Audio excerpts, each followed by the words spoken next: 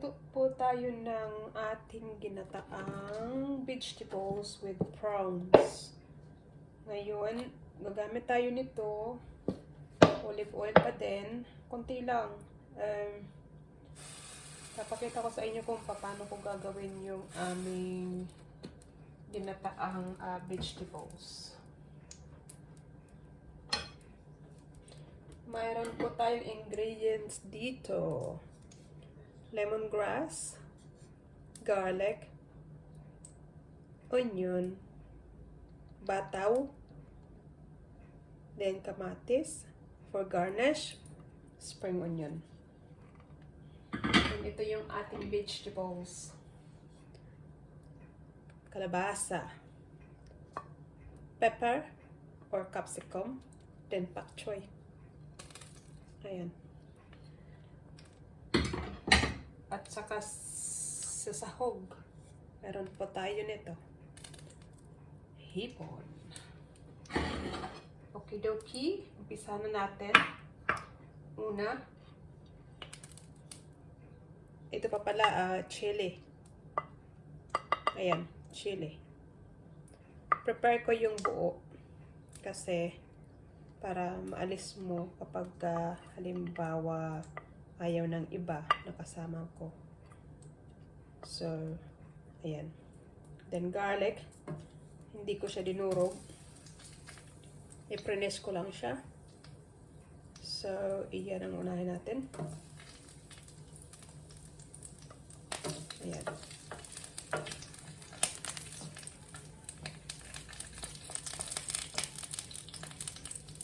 Ayan. Kasi hindi lahat gusto ng garlic. So kaya mas prepare ko siya na medyo medyo buo.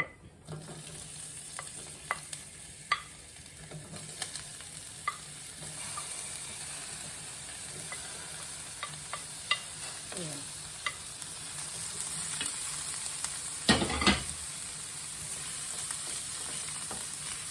Lakasan natin ang konti.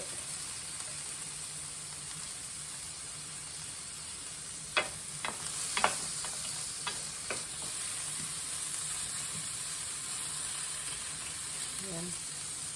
Antay na rin na magkulay brown or medyo na siya, luto siya. Ayan, isusunod na natin yung ating hipon.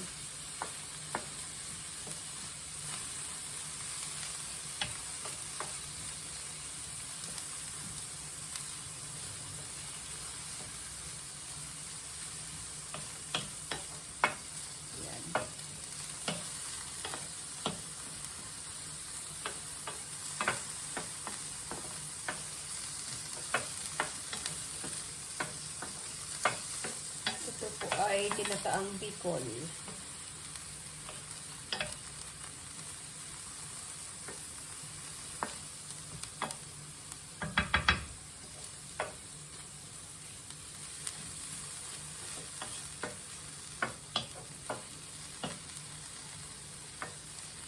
Ayan.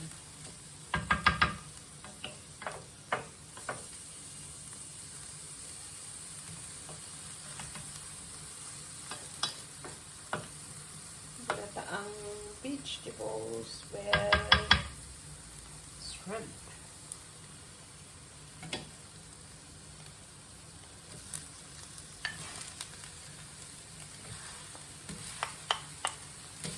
Yung medyo nangangagat pagka kinain mo. Ayan.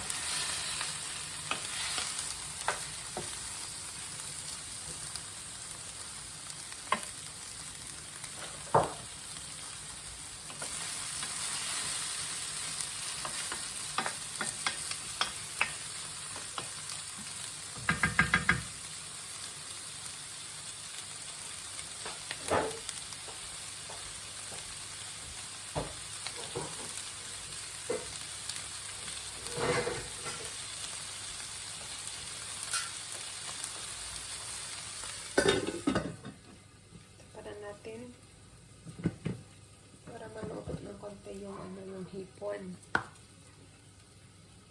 Tapos, ang isusunod natin is kamatis, which is tomato.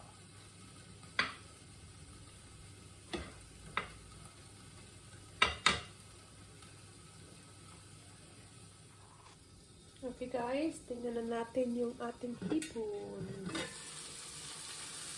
Yan. Pwede na natin ilagay yung ating tomato.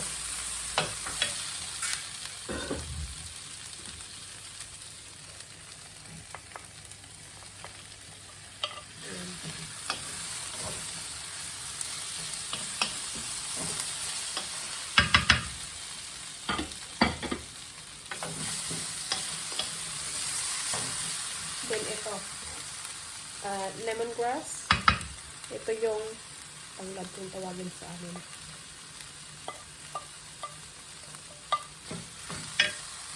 Para naman yung aroma niya.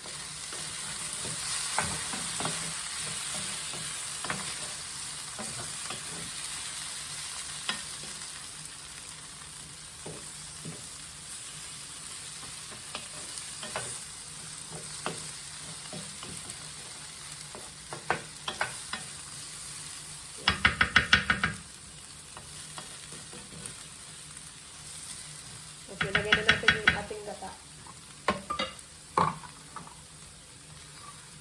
Ito ang ginagamit ko. Dilata.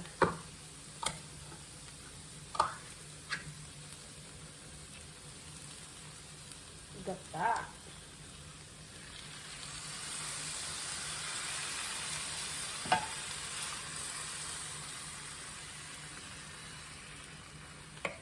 Ayan.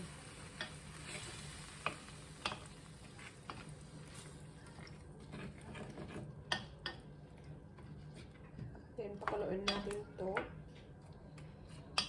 Lagyan natin ng konting tubig kasi hindi yan enough sa ating vegetables. Oh my god, what a buffet.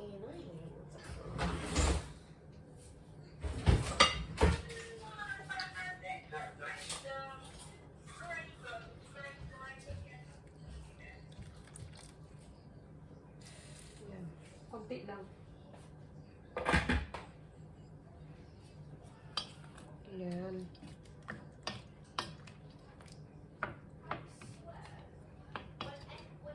Hayaan natin ito siyang kumulo.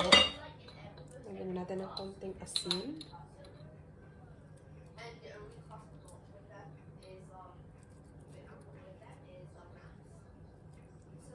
Ayan. Pakuluin mo muna ng konti. Yan. Be back guys. Okay guys, tingnan na natin yung ating niluluto. Ano na ba ang itsura? Yan. Okay na siya.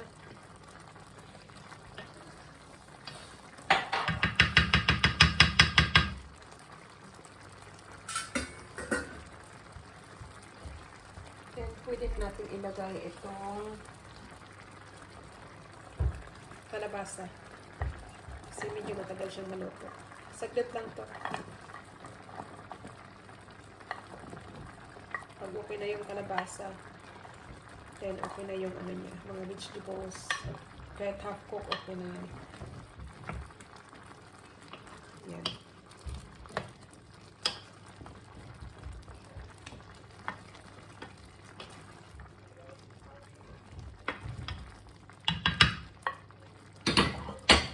Yan, ito din.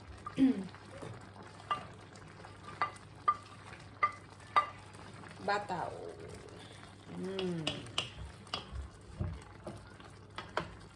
Yan.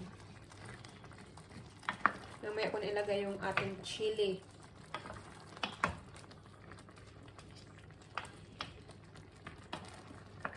Ayan.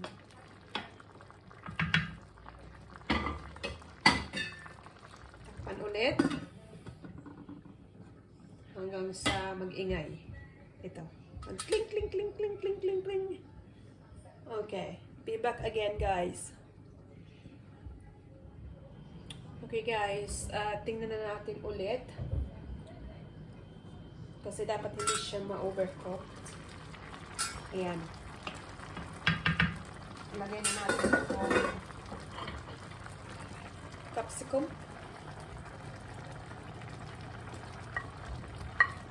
Prepare ko yung red para maganda yung kulay niya sa sa lutuan. Ayan.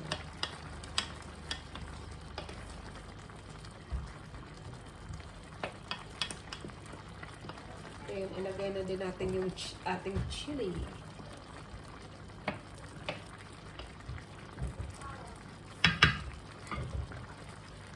Ayan.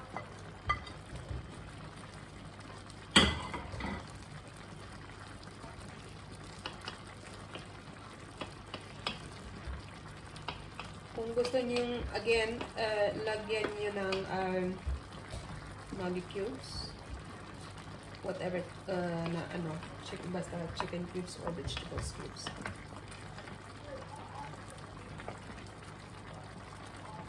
Ayan. Dahil sa madali lang yan maluto, pahabulin natin to. Ating pak choy. Ayan.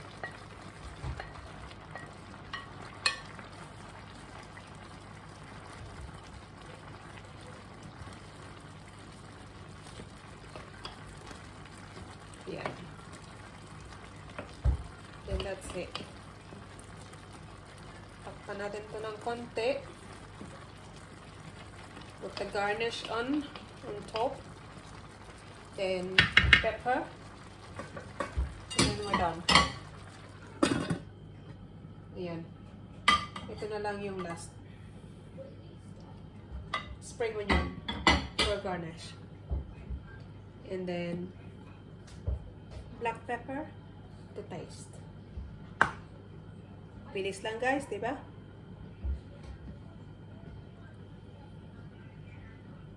Okay, balikan natin ulit yan. Ayan na guys, nagmamaingay na yung aking lutuan. So, tingnan natin. Ayan.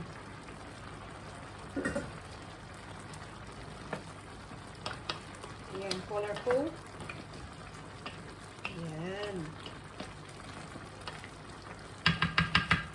Then, let's put the garnish on the top. On the top. Ayan, ang ganda. Super dali. Super bilis. Ayan, luto na rin yung palabasan niya. So, it doesn't have to be overcooked. Ayan.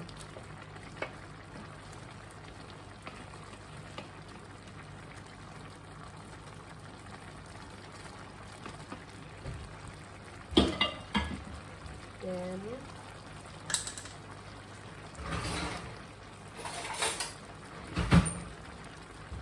let's put some black pepper.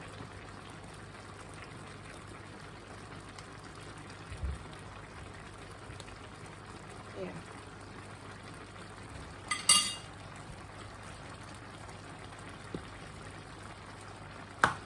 Oh, di ba guys? Mabilis. Ayan.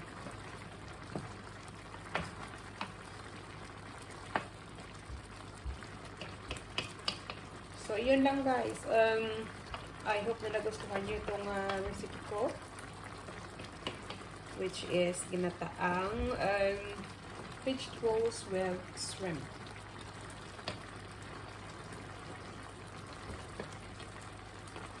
Ayan. So then, it's ready for dinner. Yeah. Okay na? So, thank you guys for being with me. Sa cooking. So, yeah.